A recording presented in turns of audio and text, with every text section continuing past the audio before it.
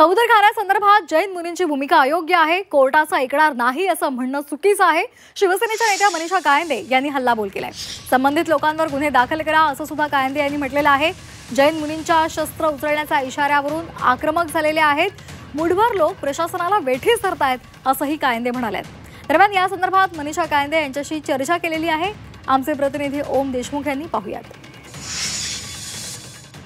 संघर्ष काही थांबत नाही. आता तर थेट कायदा मोडण्याची आणि शस्त्र हातात घेण्याचीच भाषा सुरू करण्यात आली आहे.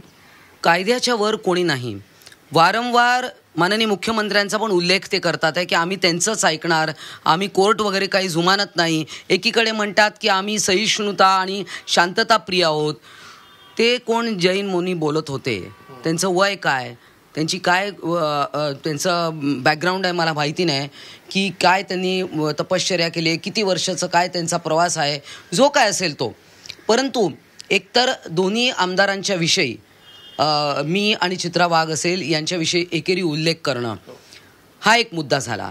दुसरी गोष्ट की ही मुठभर लोक पूर्ण मुंबई आणि महाराष्ट्राला वेठीस धरणार आहेत का. ते म्हणाले की कोर्टाची ऑर्डर जरी असली, न्यायालयाचा जरी आदेश असला तरी सुद्धा धर्माविरोधात जर तुम्ही जाणार असाल तर आम्ही न्यायालयाला सुद्धा मानणार नाही. आम्ही शस्त्र उचलूयात, आमचा समाज शांतिप्रिय आहे, परंतु वेळ पडली तर न्यायालयाच्या विरोधात जाऊ आणि शस्त्र सुद्धा उचलू.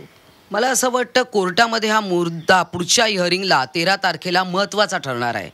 याची दखल निश्चितच कोर्टाने घेतली आहे, महानगरपालिकेने घेतली आहे, शासनाने घेतली आहे. हे सगळं ते ओपनली बोलत आहेत की आम्ही कोर्टाला जुमानणार नाही, कंटेम्प्ट ऑफ कोर्ट.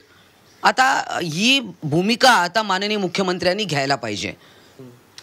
तर कोणीतरी पुढाकार घ्यावा जेणेकरून कुठलीही कायदा सुव्यवस्थेची परिस्थिती निर्माण होऊ नये. अशा पद्धतीनं शस्त्र उचलण्याची भाषा सुद्धा करणं योग्य नाहीये.